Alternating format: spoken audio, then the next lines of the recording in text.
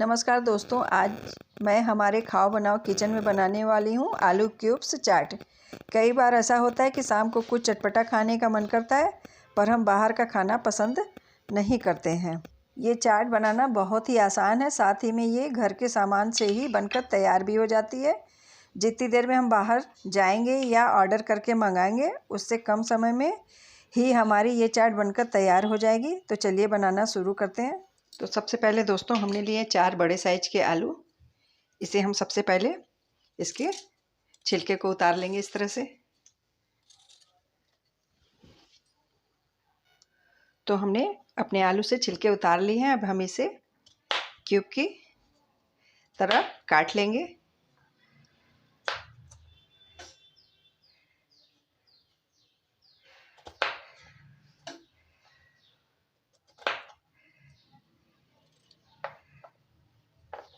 तो दोस्तों हमने इस तरह से क्यूब बनानी है।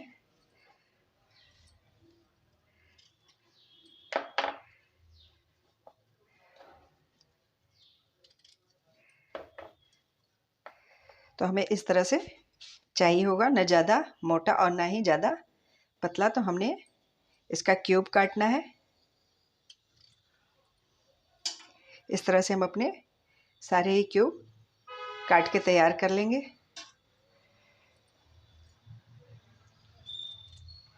तो इस तरह से हमने अपनी आलू की सारी क्यूब्स तैयार कर ली हुई है। ये चारों साइड से एक जैसे हमने इसे बनाया हुआ है।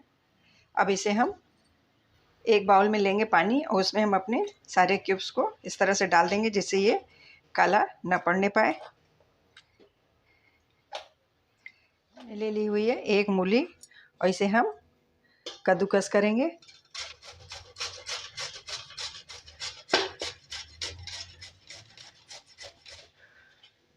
तो आलू का क्यूब्स बनाने के बाद अब हमने अपनी मूली को भी कद्दूकस कर लिया। अपनी मूली तैयार करने के बाद हम बनाएंगे हरी चटनी। तो सबसे पहले हम लेंगे एक मिक्सी जार। इसमें डालेंगे हम 1 कटोरी हरी धनिया। इसे हमने यूं ही रफ़ी काटा हुआ है। इसके साथ हम डालेंगे 1 मिर्ची। आप चाहें तो मिर्ची अपने स्वाद के अनुसार कम या ज़्यादा डाल सकते हैं। साथ ही हमने 1 इंच अदरक का टुकड़ा डाला हुआ है। इसके साथ ही आधा पिंच हींग डालेंगे। इसके बाद हम डालेंगे 1 चम्मच जीरा। साथ में हम डालेंगे 1 चम्मच नमक। इसके बाद हम डालेंगे आधा कटोरी इमली का पल्प। इन सबको डालने के बाद हम इसमें डाल देंगे 2 चम्मच दही। इन सबको डाल के हम इसे अच्छी तरह से महीन पीस लेंगे। हमने चटनी को पीस लिया हुआ है। तो मेरी चटनी खूब अच्छी तरह से बन के तैयार हो गई है। अब हम इसे निकालेंगे एक कटोरी में।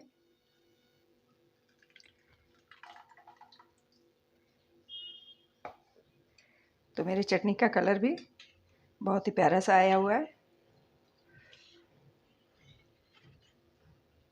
तो मेरी चटनी तैयार हो चुकी है। चटनी को तैयार करने के बाद अब हम अपना एक बैटर तैयार करेंगे। तो इसके लिए हमने लिया हुआ है एक बाउल। इसमें हम डालेंगे 4 चम्मच बेसन। तो ये हमने बड़ा वाला चम्मच लिया हुआ है। तो इसे मैं भर भर के डाल रही हूँ चम्मच। तो हम ले लेंगे 4 चम्मच बेसन के।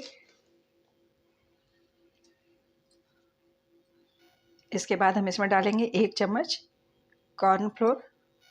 अब इसमें हम डाल देंगे 1 पिंच हींग। इसके बाद हम डालेंगे 1/4 चम्मच पुदीना पाउडर। इसके साथ हम डालेंगे 1/4 चम्मच लाल मिर्ची पाउडर। 1/4 चम्मच डालेंगे हम चिली फ्लेक्स। आधा चम्मच हम डालेंगे जीरा पाउडर, भुना हुआ जीरा पाउडर। इसके साथ ही हम डाल देंगे आधा चम्मच जीरा साबुत। साथ ही हम डालेंगे आधा चम्मच हल्दी पाउडर। साथ ही हम फ्लेवर के लिए डाल देंगे आधा चम्मच कुटी हुई सौंफ का पाउडर। हम डालेंगे 1 चम्मच अदरक और मिर्ची का पेस्ट। डालने के बाद हम डाल देंगे इसमें 1 चम्मच चावल का आटा। इन सारी चीज़ों को मिक्स करने के बाद हम इसे खूब अच्छी तरह से मिक्स कर लेंगे। इसमें हमने कोई सोडा इनो वगैरह का इस्तेमाल नहीं किया हुआ है। तो इस तरह से हम इसे मिक्स कर लेंगे अच्छी तरह से। मिक्स करने के बाद हम इसमें डालेंगे खूब थोड़ा थोड़ा सा पानी। थोड़ा थोड़ा पानी डालते हुए हम इसे अच्छी तरह से मिक्स करेंगे। इसे हम एकदम से ढेर सारा पानी नहीं डालेंगे जिससे ये पतला न होने पाए। तो इसे हमें एक कोटिंग वाली कंसिस्टेंसी का ही बैटर चाहिए जिसमें ये मेरे आलू पर अच्छी तरह से चिपक सके।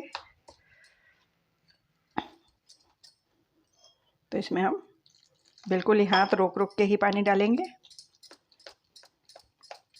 इस तरह से।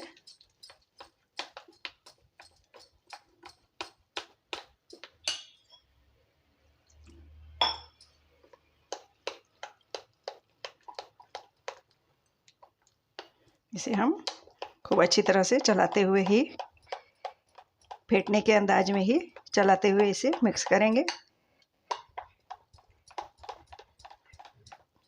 अभी तक हमने इसमें नमक नहीं ऐड किया हुआ है क्योंकि नमक डालते ही ये थोड़ा और ढीला हो जाएगा। तो इसे हम 2 से 3 मिनट के लिए फेंट सा लेंगे। तो ये मैं आपको दिखा रही हूँ कि मेरा ये पतला नहीं हुआ है, बिल्कुल ही कोटिंग वाली कंसिस्टेंसी इसमें आई हुई है। अब हम इसमें डालेंगे हरी कटी धनिया, हम इसमें ऐड कर देंगे हरी कटी धनिया। इसे भी हम अच्छी तरह से मिक्स कर लेंगे। नमक हम इसमें उसी समय डालेंगे जब हम अपने चिप्स को तलेंगे। तो मेरा बैटर तैयार हो गया है। अब हम एक कढ़ाई में तेल गरम करेंगे। बैटर में मैं नमक मिक्स कर लूँगी और इसे भी हम अच्छी तरह से मिक्स कर लेंगे।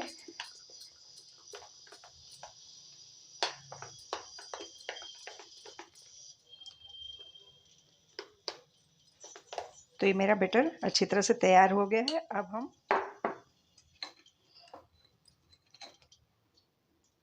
अब हमने जो आलू के क्यूब्स काटे हुए थे पानी में से, इसे हमने छान लिया हुआ है इस तरह से।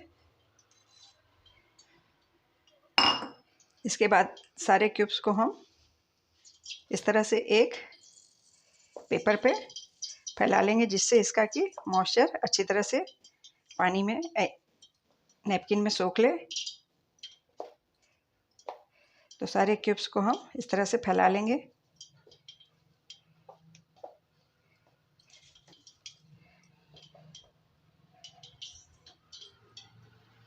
तरह से हमने अपने सारे आलू के क्यूब्स के मॉइस्चर को हटा लिया है। नैपकिन पर डाल करके अलट पलट कर लिया हुआ है इस तरह से। इसके बाद हम अपने एक एक क्यूब को अपने बैटर में डालेंगे। तो इस तरह से हम इसे एक एक करके अपने बैटर में डालते हुए इसे हम कढ़ाई में डाल देंगे। तो तेल को हमने बिल्कुल ही धीमी आंच में ही रखा हुआ है जिससे ये एकदम से जल्दी जल्दी से जलने ना पाए।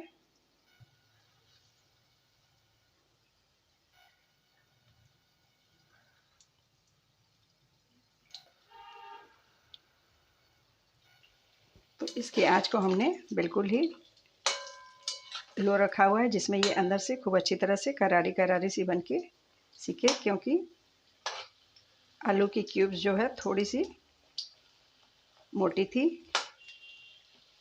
इसलिए इसे हमने बिल्कुल ही धीमी आंच में सेकना है जिससे कि खूब अंदर तक ये अच्छी तरह से पक सके।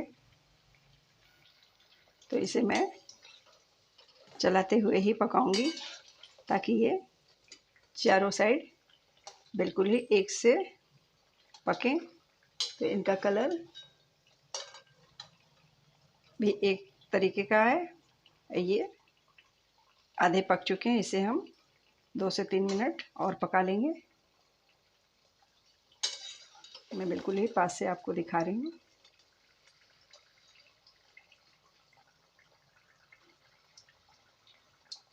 तो इसे हम बिल्कुल ही धीमी आंच में ही पकाते हैं।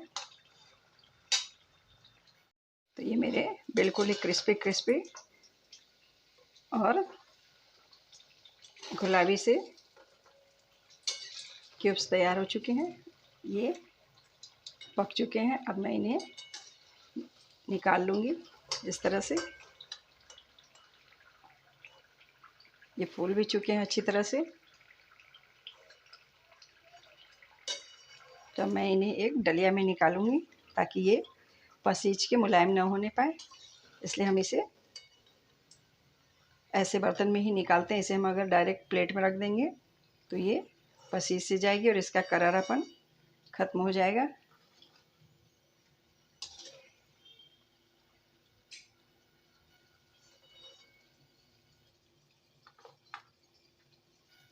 तो इसी तरह से हम अपने सारे क्यूब्स तैयार कर लेंगे। तो ये मेरा सेकंड बैच भी तैयार हो गया। अब मैं इसे भी निकाल ले रही हूँ।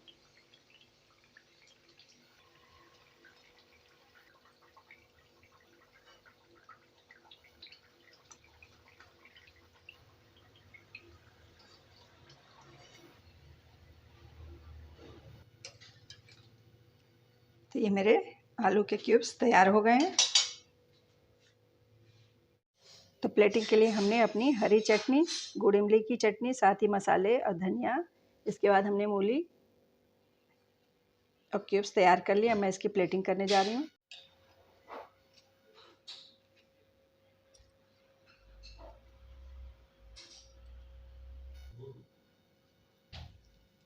अब मैं इसमें चाट मसाला डालूँगी, साथ ही डालूँगी थोड़ी सी हरी कटी धनिया।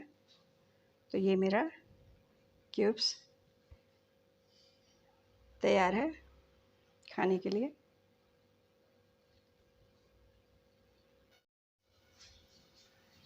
इसे हम दो तरीके से सर्व कर सकते हैं। एक तो ऐसे ही सिर्फ ऊपर से चाट मसाला डालकर इसका हम चाय या कॉफ़ी के साथ लुत्फ़ उठा सकते हैं, और दूसरा हम इसे चाट की तरह सर्व कर सकते हैं। तो देखा दोस्तों, कितना ही मज़ेदार आलू क्यूब्स चाट बनकर तैयार हो गई है, वो भी कम समय में। अगर आप घर में ही ऐसी चाट बनाकर सबको देंगी तो कोई भी बाहर की चाट खाना पसंद नहीं करेगा। अगर आपको आलू क्यूब्स चाट पसंद आ रही हो तो लाइक के बटन को दबाना ना भूलिएगा। साथ ही में इसे ज़्यादा से ज़्यादा शेयर और सब्सक्राइब करिएगा, और मेरे को इंस्टाग्राम और फेसबुक पर भी फॉलो ज़रूर कीजिएगा। Thank you.